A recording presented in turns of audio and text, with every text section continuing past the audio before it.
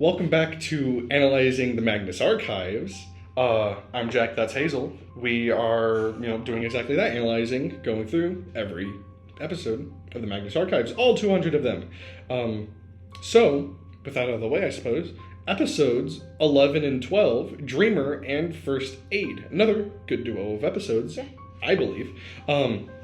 So, again, if you want to check these out, I'll have the YouTube links down below, or you can listen to them wherever you listen to podcasts.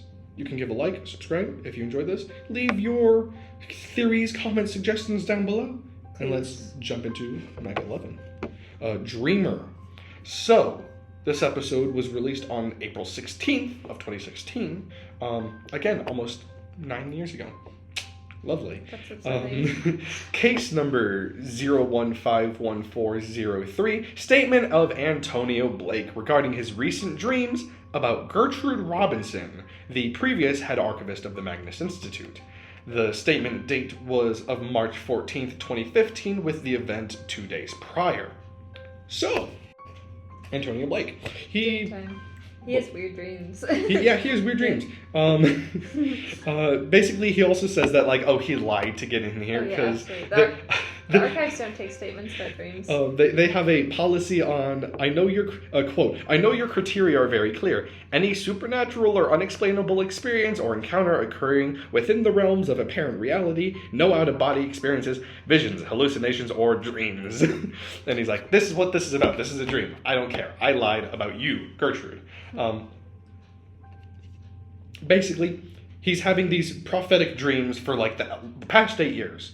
He moved to London about a decade ago, prior to this statement, and he attended a graduate school and started working for the Barclays. After earning his degree, and after a little more than a year with the company, and work-related stress, accumulated in a nervous breakdown, and he broke up with his boyfriend of 6 years, Graham. Important. We know Graham. Yeah, I was wondering if that was the same guy. Yeah, well, there's two pieces of evidence as far as I know to support this. Number one, Graham was gay. Number two, his name was Graham. Therefore... Therefore, both in London. Connections. We're finally making connections. That could very well be. Anyways. Which he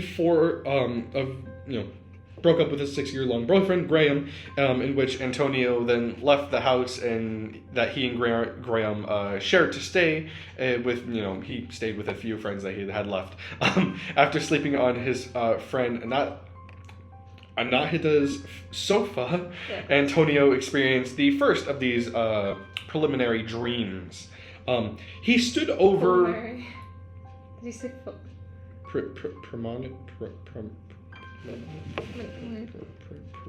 Premonitory. You said polimary? Like the polimary system? I don't know what that is. Blood moved from heart around the body. Polimary.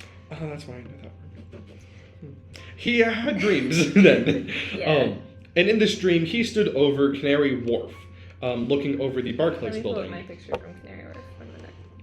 You have just a photo of that? I have a photo of something very specific in Canary Wharf, yes. Oh.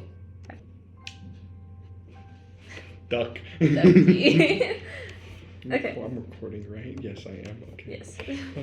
So when we talk about Canary Wharf, take in mind there's giant floating ducks there. Sometimes. This isn't a dream thing either. Maybe. Light pulsated below him as he felt a glow pass across his skin like oil. Leaping off of the building, he felt what he called dream pain, which didn't affect him all too badly, but all around this sort of hellscape, he saw black tendrils that slithered along the buildings and the people, just kind of there, chilling out. He also mentioned that he's never been good at lucid dreaming. He's able to move where he wants to in this world. Mm-hmm. And I think the pain thing is interesting and important. Potentially. Yeah. I can see that. Where most of the time when you fall in a dream, you wake up and he's just, that doesn't happen here. Ah! Yeah.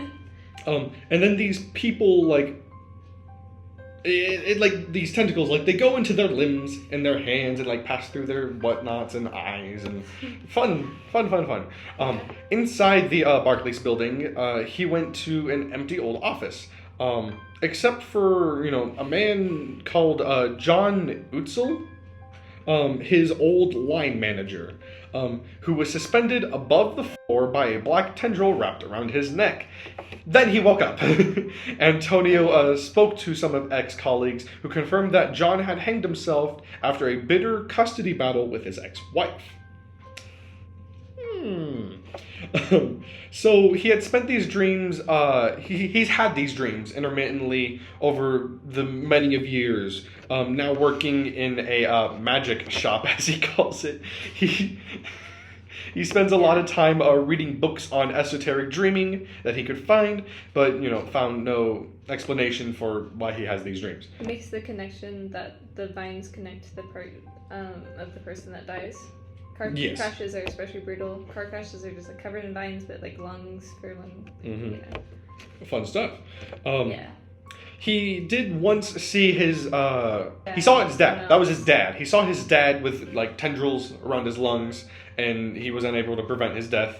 He tried to schedule doctor's appointments and everything, and it just didn't work. So at this point, we know that you can't stop it. No, he finds that out the hard way because his dad dies on December 31st of 2014.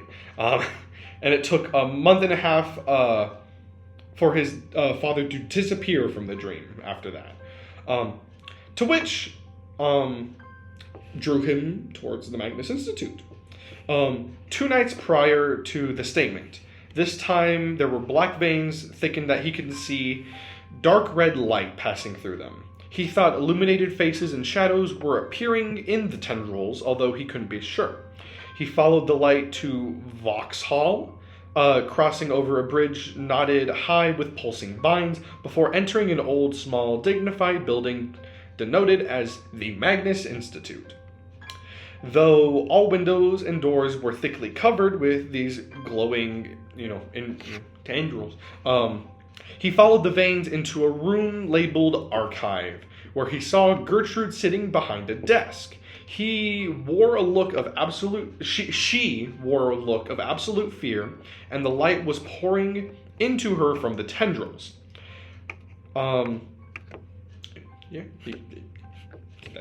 He saw that. He came here. He wanted to tell her, but she assumes that these. Oh.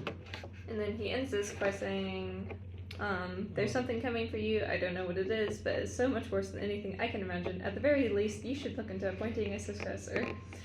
And then he ends it there, and he goes home. He goes home. And then our lovely boy, John Skeptical Sims, a little bit. I feel like he gets a little slack this time about being skeptical, because first of all, Gertrude is dead. Gertrude's dead. Elias talks creepily about her dying in the line of duty.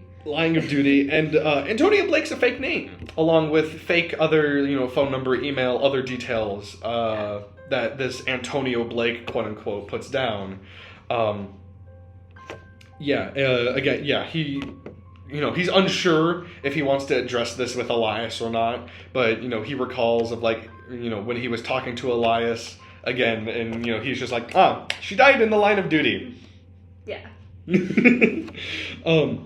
important for later. It's for a while later. And then he talks about making sure that Rosie makes a copy of new statements as soon as they're made, not just as researchers are done with them.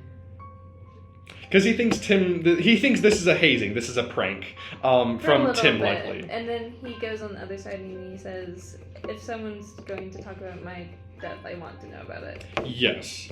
So he thinks it could be very well a prank, maybe. But then he's like, Rosie, just give me statements as soon as they're written, please. And Gertrude is dead, so. Yes. Let's see. No other real connections to previous episodes besides Graham, our sad gay lovers. Tragic. The real tragedy was the romance along the way. Not Graham. Antonio Blake comes back again, right? Yeah. So, spoilers. If timestamp here to cut to Mag episode 12 as we talk about spoilers here. There's nothing else more on that episode. But yeah, spoiler zone now. Oliver Banks. And Oliver his alias, Antonio Blake. And Dr. P something. Okay, Dr. P something. Yeah, the end. The end. It's all about the end. Dread power. The end. Antonio Blake, is a fake name. His real name is Oliver Banks. I just did not make the connection. Really? Well, fair enough. I knew about.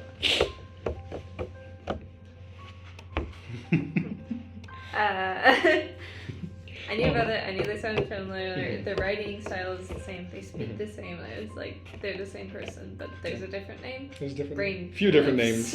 Yeah. But yeah, he is also. This is actually, this dreaming and seeing people dying is what leads him to become an avatar of the end.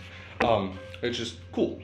But other than that, not much else. We'll see him later. That snarky feller.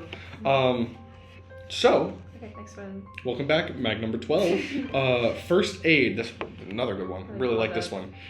So this was released a couple days later, April 18th, 2016. Case number 0121102. Statement of Lasire Siraki regarding a recent night shift at St. Thomas Hospital in London. Statement date of February 11th, 2012, and the event happening the year prior in December 23rd of 2011. So, Lasire Siraki, working at St. Thomas Hospital. Sort of. Technically, it's the works for the Guy's and St. Thomas NHS Foundation Trust near Waterloo, but... Guy's Hospital is at a different side of London, so she just says she works at St. Thomas, which... Yeah, simple. Fair enough. And on December 23rd of 2011, around 1:30 in the morning... She's an A&E nurse. I think we should clarify that. What is that? Do you know what that means? Accident and emergency. That makes sense. Yeah. So two people come in, or brought in, I should say. Both seem like they are very burned. And almost totally, like all over their bodies, they seem burned. And despite being full of people, Dr. Calais Grice was, assigned them to the burn victims. So, the first victim is covered in second-degree burns all over his body. Although his clothes are oddly unaffected. Tall, heavy-set man with no hair, which presumably was burned off, and wore a black suit with a white shirt, and he had no identification on him, but he was alive. There was the second victim, also entirely burned up to a clear line around his neck. Above, everything seemed fine. He appeared to be in his mid-30s with long, dyed black hair, and wore the same suit as the other victim, but wore a long leather coat over the top. He had small eye tattoos on all of his joints and over his heart. The burns. Yes. Yeah, the burns avoided those little eye tattoos. So, he also didn't, all of his clothes were still on, didn't really seem affected by these burns much. But he has an old passport on him. And the name is Jared Key. He also has a Zippo lighter. Zippo lighter. With an eye design. They were found by St. Mary's Churchyard. Mm-hmm. I don't know if that's significant or not. I don't think so. Okay. Yeah, well, maybe so. And apparently there was No. there wasn't a fire, but the things looked burned. There's another bar that had warped on the ground. Yeah. So really weird, spooky stuff. Really weird fire stuff happening. So yeah. There's nothing wrong with the burns medically. They look like normal burns. Later, Lasire goes somewhere, goes off to do other things, but then comes back, walking past the room, and she hears the older, unnamed man chanting. A few words she catches, Asag, Vipalak, and the lightless flame.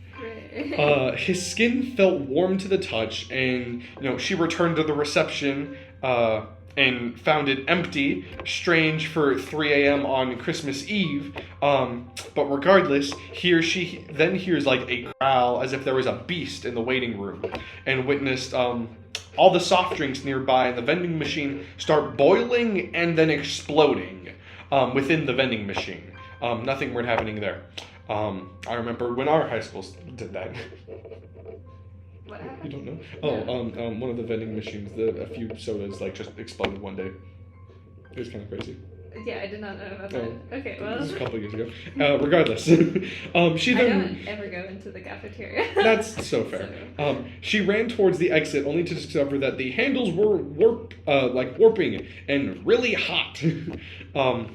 This chanting also began to grow louder as she returned to the room to find the older man with his eyes open, staring at the ceiling. Lasseret made a move to silence him, but was stopped by Jared, who said touching the man would be a bad idea. Yeah. She was shocked that he didn't register any pain from the burns. He's kind of limping around, but he's not. He doesn't seem in He's horrible on an pain. impressive amount of painkillers. He shouldn't be up and moving for sure. Yeah. He asks if they had brought. He asks Lasseret if they brought anything with them, specifically a small book bound in red leather and a brass pendant. She said, no. or she said no. Jared went into the storage room, that's right, she said no. Somehow knowing the code to just bypass it or just breaking it or something, and returned with a scalpel. As she was exiting the room, the nurse faced, she had a choice. She could let Jared go, just go past, do whatever he's doing, or just walk away, and she decides to just walk away. She was in the storage room and he just came in the door. So that's right, that makes sense. Yeah.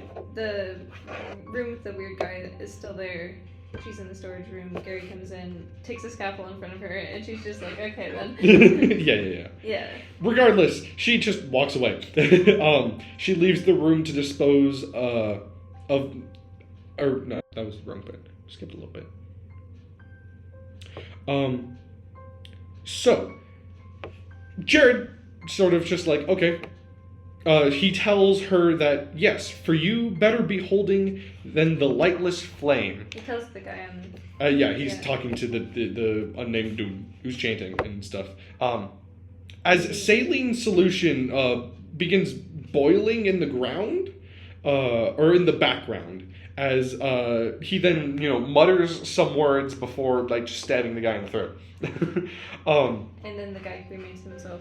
Yeah, he just bursts into flames and starts like... Rrr. He's in ashes, and then Gary sweeps up the ashes and hands it to her, and he's like, please get rid of this. And he's like, righto. Okay. So yeah, she gets... Jerry also just stays at the hospital, stays there for another 4 days. And the people are back in the waiting room. Yeah, all the people in the waiting room left, came back, they seem fine. Yeah. Weird. And Lasseret says she still works there, but, she always feels like she's being watched. Yeah. Gary also he started acting like a normal burn victim afterwards, where he just kind of tired of yeah, basically. Yeah, basically.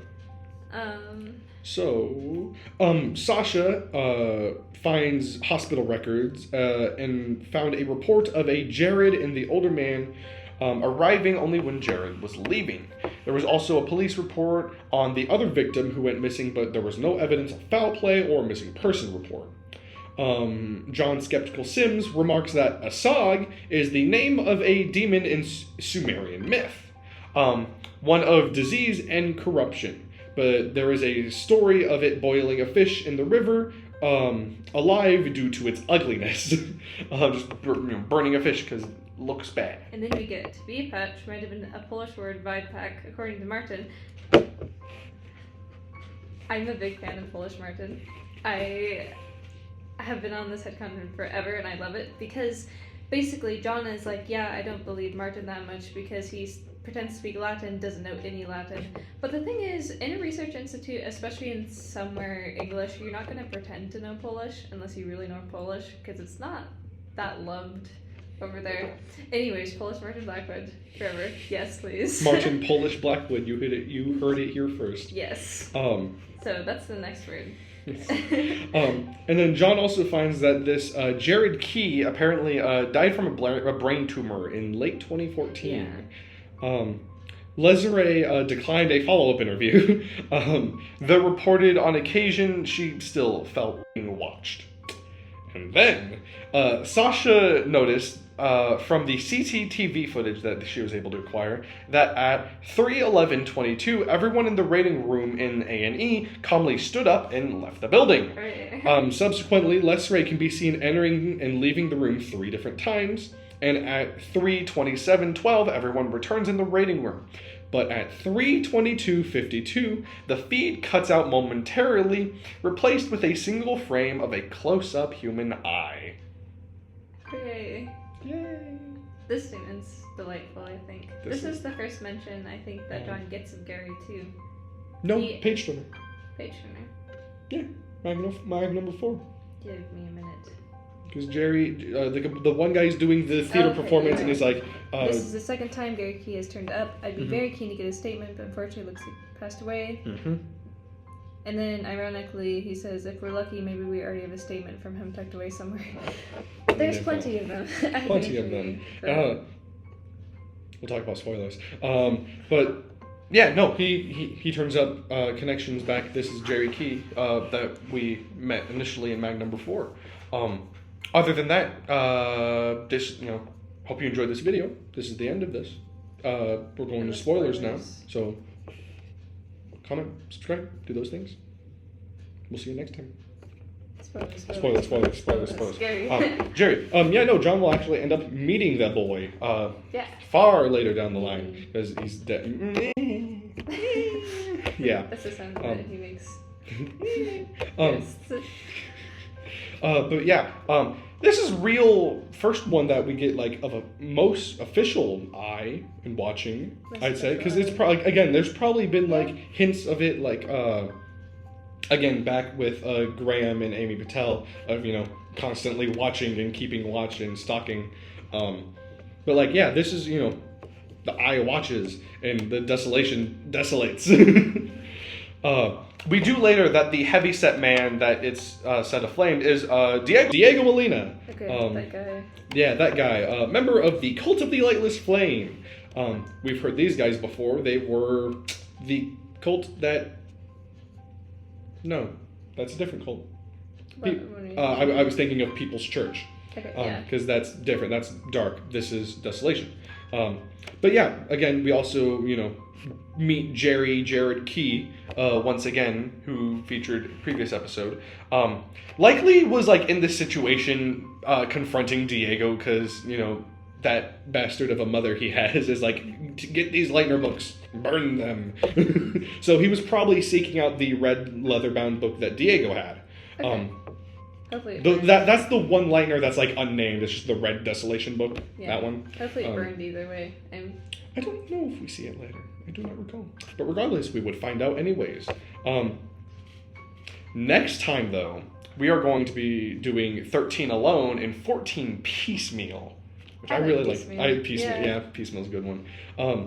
Already kind of said the outro before, but again, do the things if you want. Listen to these episodes. Listen to just this podcast in general. And we will see you next time. Yippee. And I'm recording this time.